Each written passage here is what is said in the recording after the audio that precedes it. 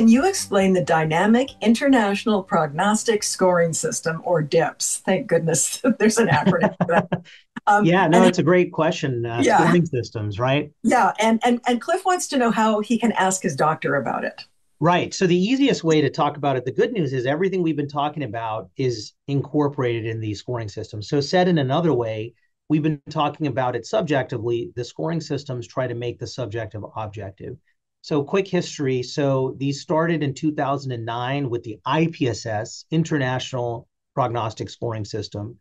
And the concept there was 1,000 patients in Europe and basically trying to observe the natural history or progression of myelofibrosis. So this is just before, or just as the JAK inhibitor era was starting.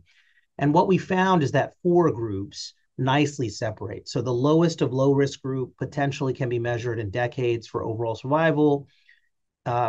Intermediate one, intermediate two, and high risk, again, all separated by overall survival and AML leukemia transformation risk.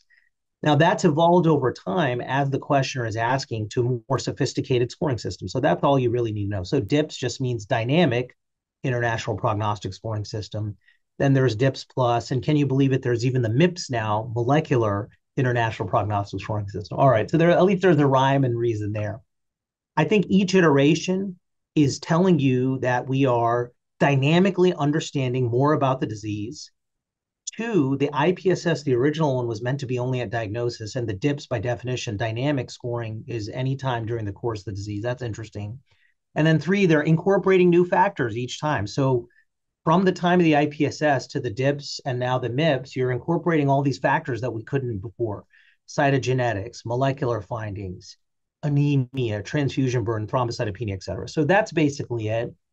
You can ask your doctor. I mean, basically, in the course of what we do in non-clinical trial standard of care, even if somebody doesn't hand stop and calculate these risk scores, we're talking about the same thing, right? The subjective and the objective match up.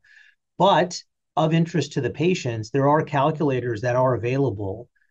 Obviously, rather than doing it in isolation in your house, yes, it is better, I agree, to do it with your doctor, with your provider team, and see what it means for you. The goal of these really is twofold: in clinical trials to help stratify patients so you can understand who's high risk versus lower. But in the standard of care, sure, it may help with transplant decisions, referral for clinical trial, et cetera.